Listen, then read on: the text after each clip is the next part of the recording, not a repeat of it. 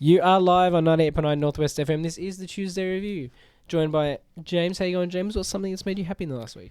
The other night I went to see the triple feature of Evil Dead at the Astor, so that was a lot of fun. Yeah, did it look nice? Oh, it was were great. They like They good, were were they just, digital? it was just or? 4K digital, Yeah, but still on the big screen with yeah. the audience. I mean, it would have looked nice, remastered, digital. It's still, you know, there's a place for it. Yeah, definitely. Also joined by Callum. What's something that's made you happy in the last week, Callum? Vampire Bloodlines 2. I've been playing a bit of that. I'm not going to do a full, thing on it. But I think it's interesting that it has big sim elements, like like being a vampire, walking around, feeding or whatnot. But it has a lot of noir detective work where you have to look at different, you have to find clues, you have to talk to people, say the right things to get the react. I wasn't expecting that. Okay. There's like not an LA noirness to I've it. never played the first Vampire the Masquerade It's game. not like that at all. Oh, really? It's more of an action adventure RPG. Huh. It's a very different game than the first one. But what I find interesting is, and I think this might be why some people don't quite like it, is it's a lot slower and it's a lot more about uncovering the world. So it's like, it's one of those games where somehow you wake up and there's another person in your head and you can hear them, but other people can't hear them. So the person in your head was a detective. And so you have to solve these mysteries. And it's really rewarding when you talk to, doing that, uncovering it's not perfect. It's a buggy mess, but it juggles its things very well. And it's been a joy to play for me, even without manual saving. Okay, interesting. Yeah. As for me, what's made me happy this week is I ordered a cable off Amazon to see if my old 3DS still worked. And I plugged it in and it still works. Oh, cool. So, I might pick up some of those old 3DS games. There's a soft spot in my heart for the 3DS. I think that was a big deal for us in, early high school, late primary school? DS was high school. Yeah. Yeah. 3DS was, I think, after high school. 3DS was later. A little bit after, but I think the 3DS was the last really inventive kind of product Nintendo made. Like, the Switch, but the Switch is a tablet. Like, come on, guys. Yeah. That's not brave. Yeah, but I'm also glad that they stopped doing that because, I know that can go two ways. Sometimes it doesn't work and it's a train wreck. But the 3DS is still magical to this day. For that 3D without glasses tech, Yeah. Well, fun magic. fact, how'd they do it? How does it work? How do magnets work? Some people, myself included, couldn't really use the original 3D effect on the 3DS because it didn't work for my eyes. They did a revised update, The new 3DS. the new 3DS, and suddenly I could use it. Cool. Yeah, but I still find it a magical device, and I'm looking forward to now that I can play it. I got a charging cable. I'm looking forward to kind of delving back into some of those classics that. That'd be good. Yeah, there's some good games on the 3DS like even too. the original two Zelda games, the 3D ones, they're Ocarina great. of Time and Great Majora's ways to Mask. play them, yeah. Like the 3D effects in those games are crazy. Awesome. Yeah, so that made me happy. Something little. We'll move on in because we started a bit late tonight, so we haven't got as much time as normal. But it is a Halloween episode. Spooky Halloween. So we've got a few things to talk about. First, Callum and James. I was off sick. I couldn't make it. But Callum and James went and saw Shelby Oaks. Yes, so Shelby Oaks is written and directed by Chris Stuckman, who is mainly known for being like a YouTube movie review critic kind of guy. I've been following him for he's been on YouTube since 15, 16 years. Like, I've been following him a long time. I like him. He seems like a cool guy. He has an interesting story about, growing up in the Jehovah's Witness, like very strict, not really allowed to watch movies, and then sort of breaking away from that and, discovering, more movies and wanting to make his own movies. And he's talked about that, and it's really interesting. And a couple of years ago, he started a Kickstarter to get a horror movie made called Shelby Oaks, which I contributed to the Kickstarter for that. So I was just excited to see it. What, and a local, no less. Yeah, that's another thing, is it actually got a semi-decent release. Yeah. It was only a couple showings near us, but still, that's better than nothing. If it comes to any of the major chains in our region, Pretty it's a big deal. Especially considering this was a Kickstarted horror movie that then was shown to film distributors, and then it was bought out by Neon, who's like this big kind of horror movie. They did like Longlegs and a bunch of other stuff. Yeah. So like it's a pretty big deal that it's always a big deal when you get something made, So good on Chris for that. But then for it to, get an actual decent theatrical release, because this easily could have just gone straight to streaming, or, a lot of Kickstarter movies, it's like you get your rewards, but then they kind of just fade away. So yeah, it was pretty big deal that this got made, and I was looking forward to it, and it's okay. I mean, unfortunately, I think the script has issues. I think the movie's well enough made, for a low budget movie. It's well enough made. The start, like maybe the first third or half, is pretty intriguing. That's the best part of the film. It opens with a documentary style like montage, I guess you could say, of like news reports and things like that. And that was interesting. At first I was like, where is this going? But then after watching the film, I was like, actually, I think that the documentarian angle should have been, I would, if I could change it to my own will, that's what I would have leaned into more. Yeah. Like you were saying, I think the screenplay is quite weak, because unfortunately, this film has a lot of cliches. Yeah. And it's like there is not one part of this film that I haven't seen replicated before, maybe in better ways. Yeah.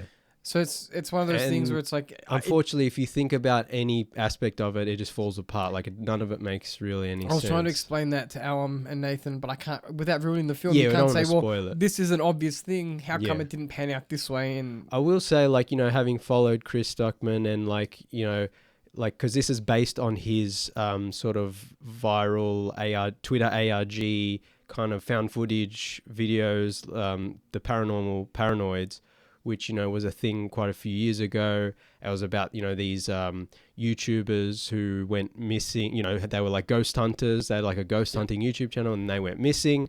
And then all these years later, he gets to make an actual feature-length film based on that. So it's like it already has this built-in background that's actually been around on the internet for a long time. So it's not like they had to make it up for this movie.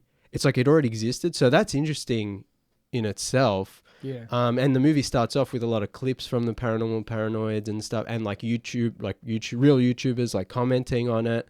And yeah, it starts off kind of this found footage, not mockumentary, but that kind of thing. Yeah, like a documentarian style montage of reports of what happened to this person and people reacting and interviews, And I was like, I didn't know this was going to be found footage, but then it pivots into like a normal narrative kind of film. And at the end of it, Callum was like, I think it would have been better if it was just found footage. And I was like, yeah, but there are so many found footage movies, and it's such an easy way, a cheap way. Yeah. But at the end of the day, I think that probably was the stronger way to go, because... unfortunately, he doesn't do anything well enough that makes the movie stand out on its own legs. Do you know, like everything you see in the film, like I said, has unfortunately been done before. And horror is such a broad genre, so most films you can say, I've seen that. Yeah. But unfortunately, the script doesn't lend itself. It's not strong enough that it can support the cliches that it does have. Yeah. So the documentary, even though we have seen found footage, this type of story told in found footage isn't that common. Do you know what I mean? Well, I mean, people missing and trying to find them. That's been... like the supernatural angle. Like it's not, you can do it and it still feel fresh. Yeah. Just depends on how they actually action that idea. I think, like, having said that, like, I think the movie's well enough made. Like, Chris has talent as a filmmaker, and I would be interested to see what he does next. And I'm glad he got to make this movie, and I'm glad it got a, pretty decent release. And I'm glad I helped to fund it, because we always talk about in the show about indie filmmakers, and the only interesting stuff is coming from smaller studios and independent films. So I think this is a cool thing, and I'm glad I went to see it. And I got my backer poster in the mail, and my Blu-ray reward will come eventually as well. So I'm happy to have contributed to it, and I'm happy that it's been made and released. But yeah, it's a flawed film. Yeah, it is. And without going into spoilers, there's definitely a lot of it that you're like, okay, this is just Hereditary, but cheaper and and less like it's like doesn't make it. If you think about any of it, it doesn't make sense. And there are also, I think one of the bigger problems is that as someone, you know, because I personally didn't really like Longlegs, I didn't really like Black Phone, I didn't really like The Monkey. Like, there are these movies that I think are maybe, what's the word? The ideas are good, Yeah. but they lack the courage to see it through. Yeah. But not like the courage, just The execution. the execution doesn't, you know, live up to the I premise. think some of these movies or don't whatever. go far enough. Yeah, that's definitely. kind of what I actually meant. that's something I said to Callum after, which I won't say because it's kind of a spoiler. But yeah, sometimes they need to grow some Like the balls Black in Phone, terms the of- grabber is such a cool villain, but he needs to go He further. doesn't. Yeah, Like- they're such. Yeah. Same thing with Longlegs. It's one of the issues. Go harder. Yeah. The issue with the Black Phone, which we'll get into. We'll when talk we do about that our later. review. Let's wrap up Shelby Oaks. So, but what I meant to say was, at least those movies, as much as I didn't like them, and I think I enjoyed maybe Shelby Oaks from start to finish more, but The Monkey and Longlegs and Black Phone and some of those other movies that I didn't really like, they at least have like some cool set pieces or some really like one or two really cool visual pieces, like something really cool, like a visual or a sound or whatever. Whereas Shelby Oaks there's nothing really that stands out. There was no real big set piece or, you know. The one big set piece that they had was the prison, and I didn't like it. You know what I mean? Yeah, and even that was just like And then, another like, stepping there was stone to get again, to. because it's a Kickstarter film, and usually these movies don't come to cinemas. Yeah. So it's like, because it had I such a think- low budget, the intro to like that sequence was like fully CG, and I was just Yeah. like, ugh. I Not think because I would it's like bad, to see. because like if this was a streaming film, if this was like a Tubi film, or you just saw it on Shudder, you'd be like, oh yeah. I think one of the reasons I like have, you know, I'm not really like, I didn't dislike Shelby Oaks is because I appreciate the effort that was put in, and I understand that it was a low budget film. So on that end, you have to take it. I'm and like, it's- okay, you know, there's a lot of stuff I don't like. There's a lot of stuff they didn't do too well, but I can understand. Whereas something like even though Longlegs wasn't a big budget movie, it was quite a lower budget movie, it still had much bigger resources than Shelby Oaks. And so something like Longlegs pisses me off more because I'm like, you had more resources and more potential than Shelby Oaks did. So even though Shelby Oaks is quote unquote doesn't have as many good scenes as something like Longlegs, I was less disappointed. Like, I was less angry. I was more just disappointed that it wasn't as good as it potentially could have been.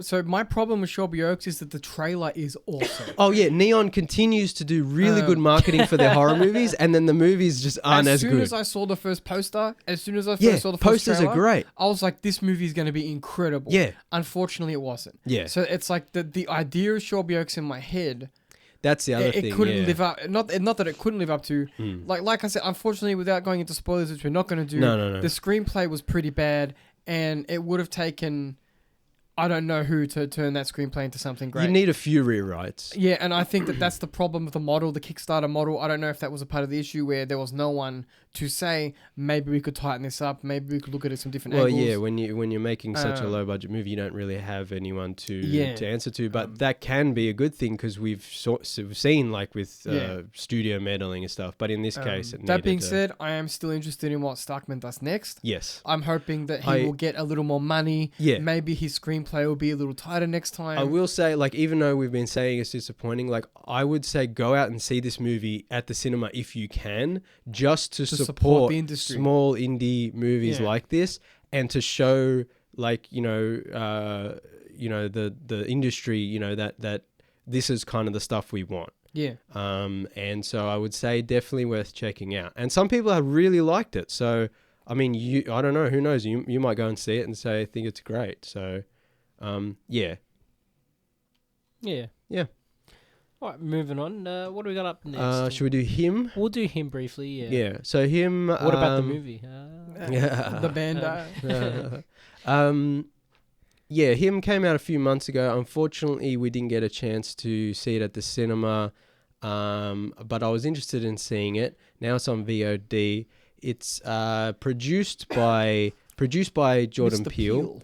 But it's directed by, I want to say, Justin Tipping. Can you look that up? I'm pretty sure that's his name. I can, Written and absolutely. directed by It Justin is directed by Tipping. Justin Tipping. Yeah. And so it had this buzz around it as like Jordan Peele, like the script, he's producing it with his company, Yeah. and it's like it's got this really cool trailer. It's about this young American football star who's, you know, rising to fame, and he's getting taken under the wing of like this legendary, you know, a veteran football player. If you watch the trailer, it gives, for our listeners, it gives you the vibe of a Jordan Peele movie in quotes. Sort of, yeah. It has that vibe. These visuals and this social commentary, and it's like, oh, what's this gonna be?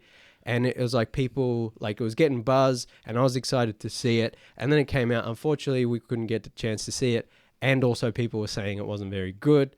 Now we've seen it, and I agree it's not very good. I think, again, script problems. Like visually, the movie's pretty cool. It's not bad. There are some scenes that are really stick out. There are some, you know, certain visuals and colors and also music. Arguably, the music's good. Yeah. There's moments of great music in this, and arguably Jim Jeffries holds this movie up on his shoulders. I think Marlon Wayans is the best part of this movie. Wayans doesn't. I think he's really good in this job. movie. Also, I don't like Jim Jeffries because there's stories about him, you know, but he was good in this. He's decent in this movie. Yeah. I was surprised. There's a moment where he's like, he was. he's being genuinely like emotional, and I was like, he's doing a pretty good job. Yeah. So yeah, surprising. Also, Tariq Withers, who plays the main character, he's great. I think he's pretty good. Yeah.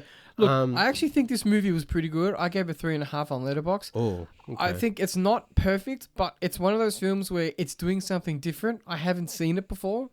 I've seen things like it before, but this actual narrative device of the football camp with the you know guy being taken under the wing the motifs of essentially selling your soul for fame. That's what the movie is it's essentially driving about. A devil's bargain story without going into spoilers. And it's striking visuals. It's not going to be a 5 out of 5 movie, you know, for me at least.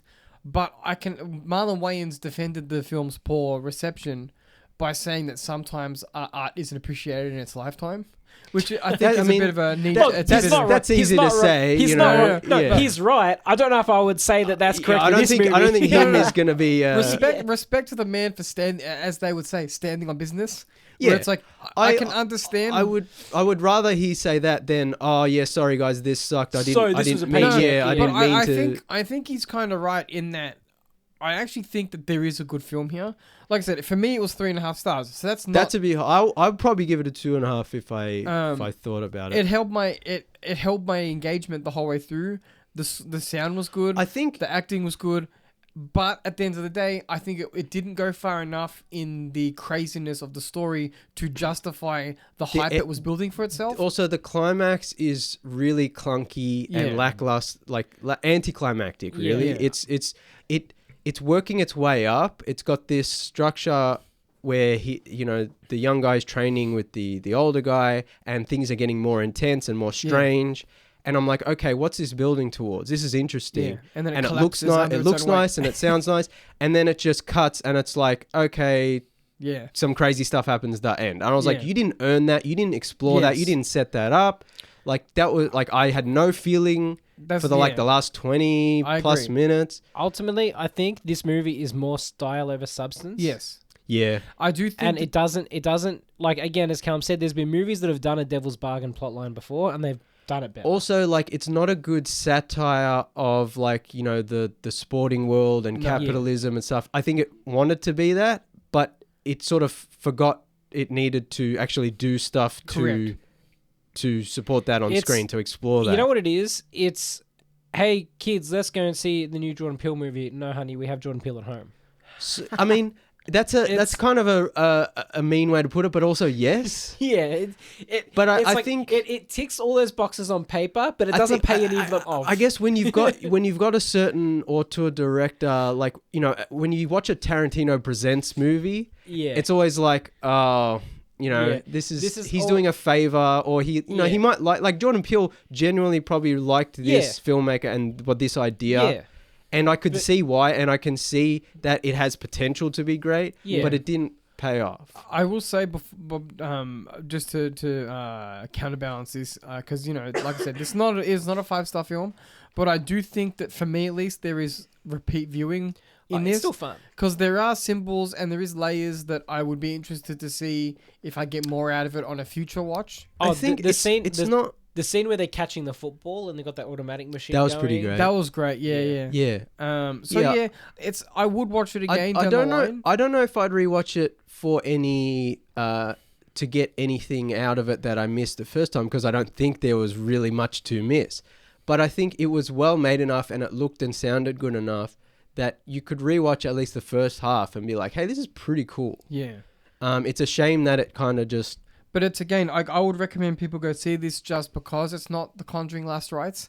Not taking shots. I would rather. That, but you know what I mean? Like how many Conjuring? Like there's I would rather watch Shelby Oaks or him than that's whatever what I'm trying other. to say. Like I'm not meaning to. Yeah. We have, to be fair, we haven't seen Conjuring Last Rites. It might be amazing. Might be great. Yeah. But my point is, it's like if you have to choose between a movie like him, which might not be perfect, over a massive franchise film. Look, at least go and support a movie that's taking risks.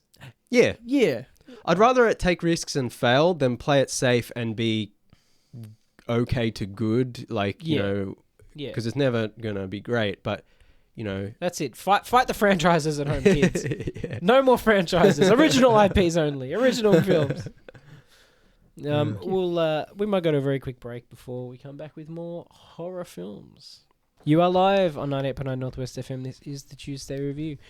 Keeping it all things horror tonight, ideally. Spooky, scary skeletons. Yes. Myself and Callum had a chance to watch the third Saturday in October. Parts 1 and 5. I believe they're on Shudder in Australia. So it's a set of horror movies released in 2022. And part 1 is like a kind of... They were both released in 2020? Yeah. So okay. Part 1 is kind of like an homage to like 70s kind of slashers, a little bit kind of... The Town That Dreaded Sundown. Yeah, a little bit like that kind of vibe. And it's set in 1979 and it's like a classic slasher. It's about a guy who gets sentenced to death and he's electrocuted, but it doesn't kill him, and then he kills people on the way out, and he's like, got superpowers essentially. Cool. I think it's like he does kill him, but like the hate is so strong that he he's just like doesn't. he's like a Jason Voorhees undead. Yeah. He's essentially killer. Jason Voorhees. Yeah, and he just goes around the town murdering people in a fun slasher way, as the boys approve of every now and again. And he wears a mask, right? He has like a I don't know if it's a clown mask, but he has like a mask on, whatever it is. And it's like, it's fun. It's retro. It feels retro in the best way. It doesn't feel like it was just cheap. So I'm pretty sure it was shot digitally, but they added a grain effect over. Yeah. But it worked. it's so one of the, I think it was Skinamarink, famously had film grain, but film nerds were quick to point out that he didn't randomize the film grain. Yeah. So once you're watching it, if you pay attention, you can pick up the routine of the film grain. I'm pretty sure this movie does randomize the grain. So it feels authentic when you're watching it. It looks nice. It looks nice, and it adds to the charm. Yeah, the cinematography's nice. It has those autumn colors. It pops. It looked really nice. It looked colorful, bright, like it could have been made in 1979. It was fun. Were the gore effects good? Pretty good. It was cheap, but it's good enough. But CGI or no, mostly practical. Okay. Yeah, they did what they could practically, but sometimes you'll see the fake rubber head, you know what I mean? And but that's part of the fun, yeah. And the soundtrack is amazing. Absolute top-notch soundtrack for this movie. I recommend watching this movie just for the soundtrack. It was like really cool synths, yeah. Oh, like the score. Yeah, okay, score. Cool. It's like a synthy soundtrack. You'll love it, James. It was so much fun, yeah. The second one... The acting in the script is a bit shit, but that's part of the charm, I guess. It's fine. Part 5 is... Part 5 is actually the sequel. The idea is that they were a series of horror films, most of which were lost. So you have the first and the fifth, but presumably in the the meter canon, there's you get a little scroll at the start that says this is the 5th entry in a. So the first movie is real. Yeah. And then there's a series of films based on what happened in the first movie in real life, and part 5 is Yeah. This is part 5 on a series based on these real murders. It's like a that happened in the meta first kind of season. Scream Yeah. kind of. Yeah. Basically, A little bit tongue in cheek, maybe. Yeah. Part 5 is still good. It's lower budget than the first one. It feels lower budget. It has some good moments. It's like mostly all set in one house, which is kind of disappointing. Where the first one is set in like as you're going across the whole town kind of thing. So I found that a little disappointing. Yeah. Most of it's in just one location. Yeah. And the first movie did really well. And then they kind of just cut real hard They on this cheaped movie. out on it, And they yeah. cheaped out. Was the first one straight to Shudder? Don't know. I don't know. Because I think the first one's low budget, but you're saying the second one. The there's second just one even feels more. like it has less. Yeah, Yeah. and it also does less. It was okay. The score was okay. Like from memory, the cinematography was fine. Some of the characters Was it made by the same? that's director? that's a good question. I Some don't know. of the characters were more annoying in the fifth one. Like the script wasn't as good. Jay it was Burlinson- directed by the same Yeah, guy, so it was. Um, Which is a bit annoying because it's like but the first sequel one, syndrome. Yeah, the first one was a lot better than the second one, and I just assumed that if the first one does well, then the second one. Well, I guess it depends on how well and who's paying. Who's paying for Yeah, it. that's Who's, also true. Look, it's still fun, and there's still some cool Okay, kind do of. recommend them because it's indie. Well, it's always good to have because there's so many horror movies out there, and once you get past a lot of the bit mainstream ones, and then you go down, and it's good to find those little indie ones. Yeah, that, And it's good. Matt, scrolling through Shudder and this show find should be something. sponsored by Shudder. Really, all the Yeah. slop, the horror slop they put out that we devour. hell yeah. Well, One day. especially Nathan when he picks the worst. He knows it's That's going to be it. bad. Clown in a cornfield, I'm there. Oh but man, we that saw that this. That was Yeah. this year, wasn't Yeah, it? well, I was think fun, it was. though. Yeah, That was bad. we That watched was a that. bad We movie. watched that on our fake Chaosium day. Oh, that's right. Yeah. Yeah, we came. Yeah. that was fun enough. It was alright. Yeah, but anyway, Yeah. yeah, that was all right. So James, tell us about.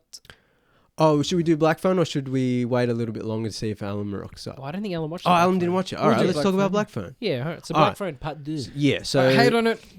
Go. I go on my rant. Yeah, go on your So rant. this is going to be Alright. one of those David and Margaret situations where you're Yeah. David and you list all the reasons why you hated it, and then comes Margaret and he says, like- "I liked it, 4 Yeah, stars." you're And being that's the too entire harsh, but interview. yeah. 3.5 and a heart actually. But go on. Damn, that's high. Yeah. So the first Black Phone, we watched it together. I remember on VOD because COVID was still kind of ending, and we were kind of like didn't want to go to the movies, whatever. And we watched it, and I didn't hate it, but I didn't like it. I don't think the first Black Phone is good.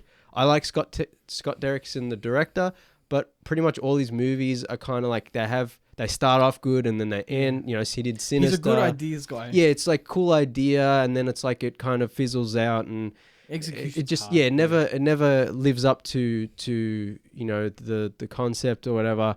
Black Phone, was based on the short story by Joe Hill, and it was kind of this Stephen King-esque kids on bikes in the late 70s, and they're getting kidnapped by this serial child killer nicknamed the Grabber, played by Ethan Hawke. You know what I find funny, just on a quick A side here? They have the Grabber now in Fortnite, and they have Art the Clown in Fortnite. Yeah.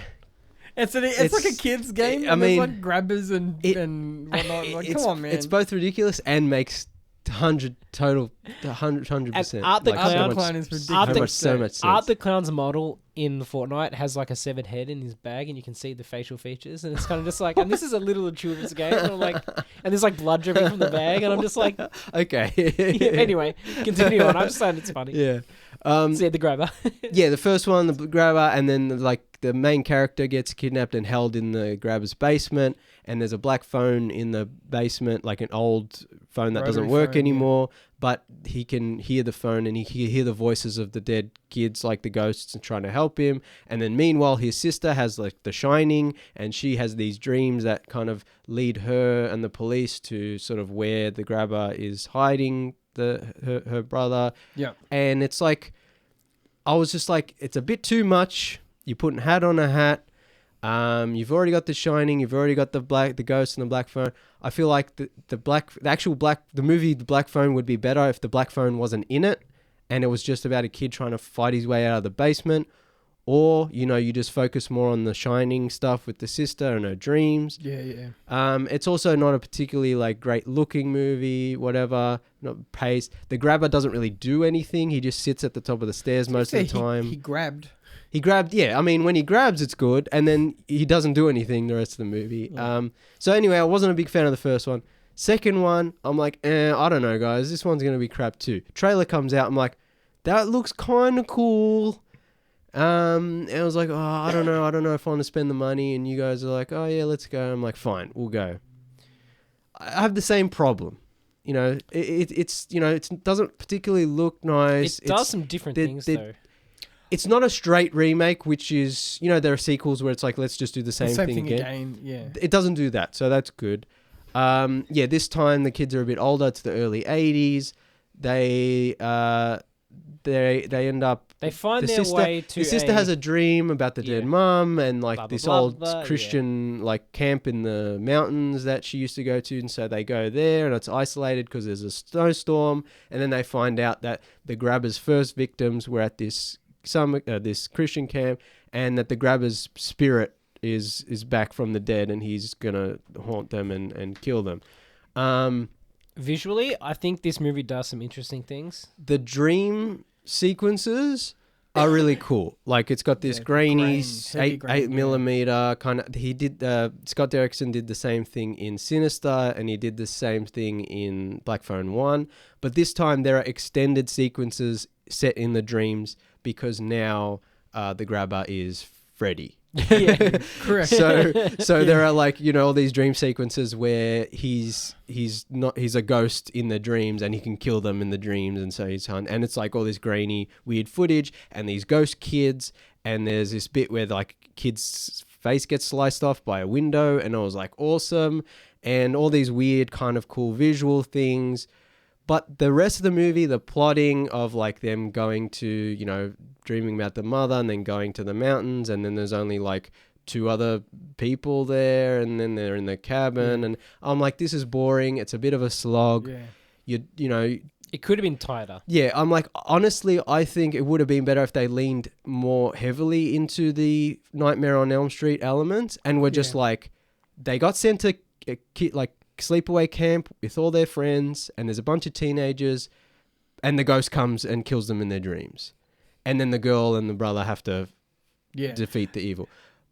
The problem I have with this film is that the script loses control of itself at a certain point, where even though the grabber is able, like you said, there's a Freddy effect where the grabber can not only kill you in your dreams, he can also lift you up invisible like the Predator. Then they just kind of ignore the fact that he can only kill your dreams, and then he's just invisible, like he's an invisible ghost. He's like the Predator, right? Yeah. But the problem is that it's like he can touch you, but you can't touch him.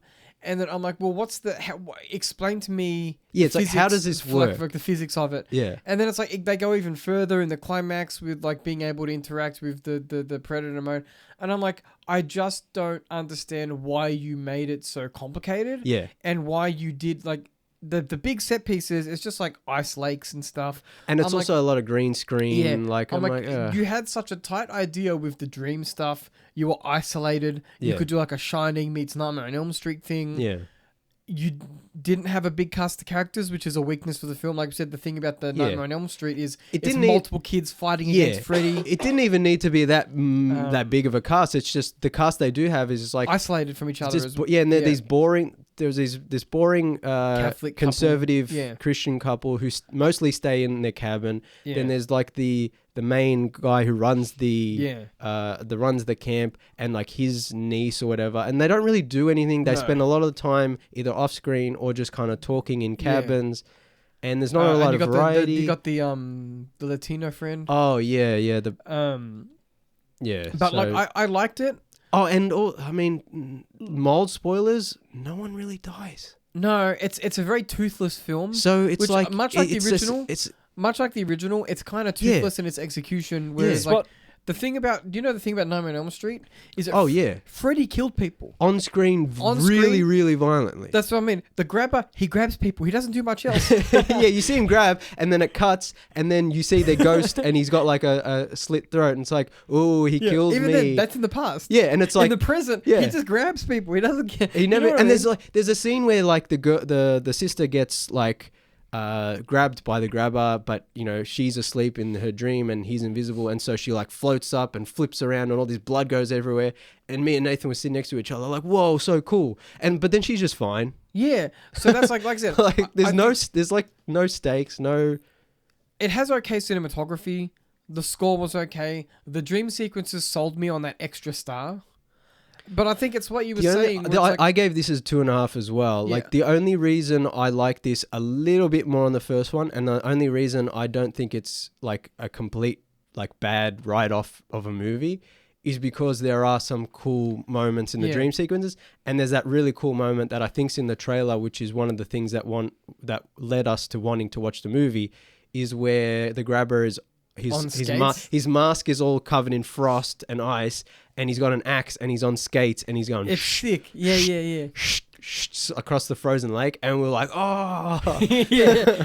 they should have just done that the whole movie. Yeah, that's right. Like him coming out of the mist and going like, and Yeah. I think Scott Derrickson is a great ideas man, like we were saying. yeah, But unfortunately, execution's not strong. Much like Shelby Oaks. yeah. It's like great ideas. I think you know, this things is that the could theme. work. This is the theme of tonight. Shelby Oaks, him, Black Phone 2. Black Phone 2. It's just like just, Great ideas. yeah. It's just like, They I mean, don't go far enough. And I can't yeah, remember they if it was never. before Black Phone 2 or before Shelby Oaks. We were talking about how in Hollywood cinema specifically, Mm. they don't go far enough. This was specifically about Yeah. children. I think it must be Black Shelby Phone Oaks. 2. No, yeah. Oh, 'cause, like, yeah. It Because was children both. don't die in Hollywood films. They just don't. Yeah. But it's like you look at South American cinema, like they will mutilate Yeah, kids. You know what I mean? Like not literally, but you know what I mean? Like they're not afraid to push that extra mile to Yeah. horrify the audience. I think we've talked about this before, where you know movies don't feel dangerous anymore. Same with but Asian even cinema. They even will horror horrify the audience. Yeah, but even horror movies, where we go to see horror movies now, and yeah, they're violent and they're rated for mature audiences,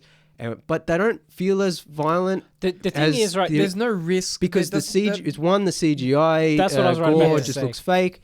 They do They're a not lot dangerous. of they do a lot of stuff to not. I mean, they either cut away, but sometimes they just kind of like they don't. it's shaky really, cam or Yeah, it's quick cuts. or and they're trying to somehow in the script like soften. And the I violence. soften. Yeah, it's like he was a bad guy, and so we don't. I'm And not- it's just like no, I just want to see kids get murdered by a crazy guy with a knife. Yeah, I know. Yeah, and I don't understand it because, again, I'm not saying every movie has to be Terrifier, but Yeah, but the Terrifier franchise makes $1 billion. But yeah, Terrifier is very specific kind of torture porn, gore, like gory yeah, I'm not movie. saying they have to go that But, far. yeah. But if I'm a studio head and someone says I want to make a really dangerous horror film and say no, it has to be suitable for families, and you're seeing Terrifier making $1 But billion. see, it's not even like it's suitable for families. No, it's just like you know what I mean. Though. yeah, it's like toothless. yeah. Yeah. It's toothless. It's like yes, technically it is an R-rated, you know. But that's for language more than But anything yeah, else. it's like there's a couple of F words if you're lucky, Yeah. and some blood, but no real. And there's never Yeah. any nudity in movies anymore. Because you can't I mean, do that. except if you Terrifier. Well, yeah, I mean, but you know, But- most. It's interesting because it's like there's room for a middle ground here. You don't have to go full Terrifier, and you don't Yeah. have to go full Conjuring and just be like Very PG. very PG. Yeah. But you know, Yeah. yeah, I don't know. It's Like I just said, I think that'd be a fun for me because I didn't hate them as much as James. They'd be a fun double watch, but like I said, ultimately, if they're going to continue to make horror movies, I think that we need to rediscover the threat of violence. we need filmmakers to. I mean, this is the thing we talk about every week on this show. The art of filmmaking has somehow been lost because everything is just flat digital garbage. And we need to go back to a time when films were actually, you know, not shot on film, but there's like well lit and, you know, practical uses of gore I know. This is and probably, actual stakes. I know this is probably not going to be one that Callum will come with me. I'm sure. Maybe James was probably like hard pass, but I'm interested to see what the new Silent Night, Deadly Night's going to be like. I feel like from what I've seen just in terms of marketing, it's what can I compare it to? Like just any other indie kind of. But it's made by the same studio that made the Terrifier films, so we should get something interesting visually at least. We'll see. Not Look, sure. maybe we'll see it and then we can talk about it during Christmas or something. Yeah. Because there's like so on the tip of my tongue about how I want to describe it, Yeah. and I'm not really sure how. Because if you've seen like the marketing for it, it looks like every other flat digital indie horror movie that's come out in the last. So if there's some cool gory bits, great. But is it really? Yeah. It's also a remake of like a cult kind of. It's like we see what you're doing here. Come on. Yeah, I know. Yeah. There's nothing new here. Recycled. Yeah. All right. Yeah. Should we move on? Yeah, we'll move on. What else we got to talk about? Well, every year I like during Spooktober, I like to watch I like to watch a horror franchise that I haven't seen before. That's new to me. What did we watch? So this year I watched all the Candyman movies, which I had only ever seen the first one. Okay. And Excellent. I watched all of the Ju-on Grudge movies, except for a couple of ones that I couldn't get a hand, and I was like, whatever. So Candyman, I'd seen the original, great movie. Classic. It's a special movie in the fact that, Candyman is one of like a great kind of horror movie villain, and it's got some gore and stuff. But the movie looks really nice, and the score is really, really nice. Because it was made when they gave a shit. Yeah, Clive Barker didn't direct this one, did he? No, he wrote the short story that the movie's based on, but the screenplay for the movie is very different because they take the setting of the story in England and they move it to Chicago. It's like very different. Yeah. But it looks really nice. It sounds really nice, and I think Tony Todd and Virginia Madsen's performances are great. And this kind of weird gothic romance sort of aspect to it, I think makes the movie kind of special. And even though, it might not be at the heights of like the best ever horror movies ever, it's just a step below, I think. If my memory serves, there's a great toilet sequence in... Yeah. And isn't there's like a great apartment sequence too? Well, the whole thing's about the apartment block, Yeah, the housing commission. It's and very effective. Yeah, it's just very, very well made, and it's really atmospheric and really stylish. And and they use real bees. Real bees. Tony Todd got stung for real. Yeah. He got paper stung. Yeah, I think $1,000 per sting. I think that was the... And back then, that was a lot of money. And he did 3 movies. And I think I read somewhere that he got stung 26 times. Oh. So pretty good back in the mid 90s, whatever. So the original's great. I'd never seen the sequels. I'd always heard they weren't so great. The second one, it's fine, whatever. It's set during Mardi Gras in New Orleans. Oh, yeah. So that makes it kind of interesting. Not entirely not entirely forgettable. But it's just not it doesn't look as good, doesn't sound as good. Well, as far as not sounding as good, the score for the first one was by Philip Glass. I know, exactly. One of the widely regarded as one of the most influential composers of the late 20th century. There you go. It's like it's such it fits with the haunting kind of romantic aspect of the first film. I think the second film uses some of his music or reuses it, reorchestrated by the new composer. But it doesn't it doesn't live up to the first one. The third one is it's not awful, but it's pretty jank. Like it's, a bit lower, but I can't remember if it was straight to video or not. It was, lower budget. It's just not as good. It's kind of typical of a lot of franchises where the sequels get worse, but especially horror franchises where it's like the first one's special for a reason, and then the second and third, they're like, oh, well, it's just because there's the guy killing people. Has there ever been a horror franchise where they've gotten better? Arguably, Scream 1's the best. I think Scream 1's still the best. Scream has a good... It's like, it doesn't... Not Scream, all I think Scream's consistently the best. But they're not all as good as the original, but they're never I think they're never bad. Nightmare on Elm Street 1's the best, but 3 is also really good, and New Nightmare is pretty good. But I don't know if I'd say they're better than the first. I wouldn't say they get better. It's hard, isn't it?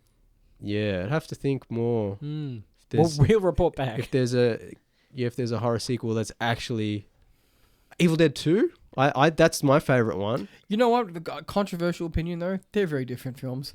I know a lot of people That's true. say a lot of people say that like number one is actually funny too, but I'm like, it has humorous elements, but man, that's a dark film. Anyway, let's finish Candyman James. and then we'll talk about Evil Dead if we have time. So yeah, Candyman 2 not so good. Candyman 3 not so good. Not really worth watching. Not awful, but whatever.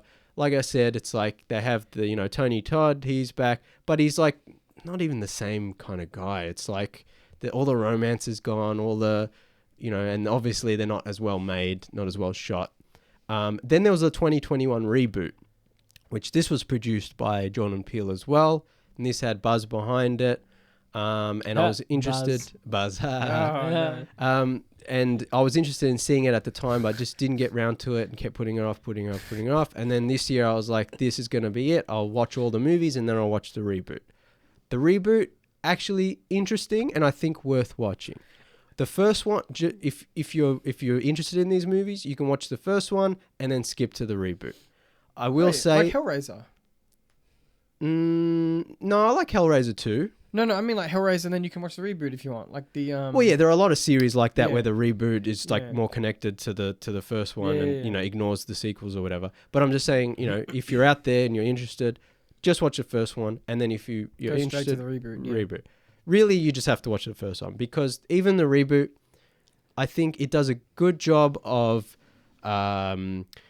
what's the word? Like examining some of the themes that perhaps weren't as well explored in the original as they could have been, in terms of race and, social, poverty in America and stuff like that. Candyman, the reboot, does a good job of like that kind of social horror that Jordan Peele is known for. And so I'm like, in that way, like it's quite compelling, and the cast is quite good. And it's not a straight like reboot cool or anything. It's interesting in that way. I think unfortunately it suffers from too much CGI. All the gore is CGI. It looks pretty bad. The bees are CGI. It's just not as well made as the original. And it just kind of tracks for a modern day reboot. Yeah, it doesn't completely fall flat at the end, but at the end I was like, okay, so nice, I'd say it's good, but not as good as it could have been, and obviously never going to live up to the original. One of the reasons I decided to watch it this year as well is because the reboot was directed by Nia DaCosta, who is directing the second of the new 28 Years Later trilogy, The Bone Temple. So I'll be interested to see, what she does. Not her script though. So it's like the one thing I think it'd be great because it's Alex Garland's for Bone script. Temple. Yeah, all three of them. It's his script. So so it's not one of those situations where they just like, oh yeah, you want to make one here, just like the Star Wars. Yeah, they didn't pull everyone a writes Ryan their Johnson. own version. It's an the actual one coherent story. It's a planned trilogy with I think they're all written, and they've already shot. The Bone Temple, and then they're just Danny Boyle's coming back to make the third movie, hopefully. Bone Temples. And actually the trailer for Bone Temple looks awesome, so I'm looking forward to that. Just real quick, I saw the Evil Dead trilogy at the Astor. Really fun time. That's the first time I've seen them on the big screen, and that's the first time I've seen them with an audience. I've obviously loved the original 3 movies and have seen them many times. But seeing them like this was, really great experience. The first one I love, such a great movie. The end is so crazy. Effective film, scary for such a low budget movie, like they were just throwing everything out there. Has really cool cinematography, really creative editing. Sam Raimi established his style from the get-go. Really creative editing and sound design, which for a low budget kind of horror splatter movie, it's like that pencil scene. Always gets cringe. me. The whole audience was like, ooh, like just ow. Yeah, so that was great. Second movie's always been my favorite. Yeah. Watching Very different though. I think, it has the perfect balance of like the horror and the gore of the first movie and the sort of silly kind of slapstick comedy of the third movie. It's like the perfect balance. That's awesome. Yeah, I don't know if it was just me, but I think the second movie had the best audience reaction. Like, it was just the funniest and more popular the gory. than the original, isn't it? Yeah, like 2 was like legendary. I mean, they're all legendary, but you know. And so that was really, really fun. I really enjoyed that. And then Army of Darkness, the third movie. That movie's great and it's really a lot of fun. And, you know, for the relatively low budget, they do a lot of ambitious things. There's all these skeleton soldiers walking around, and you know there's this castle siege scene with you know pyrotechnics, and I'm like, they don't do stuff like this anymore. And this was a relatively low budget movie, so that was a lot of fun. I don't think the humor played as well with the audience because some of it's like it's a bit too slapsticky, it's a bit too broad. What time was this as well? It started at 6:30, and I think we ended at 7:30, 8:30, 9:30, 10. Maybe the audience was getting a bit worn down as well. I mean, when you watch any movies back to back to back, there is perhaps that. But I think personally, like, you know, I've always thought that Army of Darkness was the weakest. And I think there's this, because it came out in the early 90s and it's less gory and it's more funny.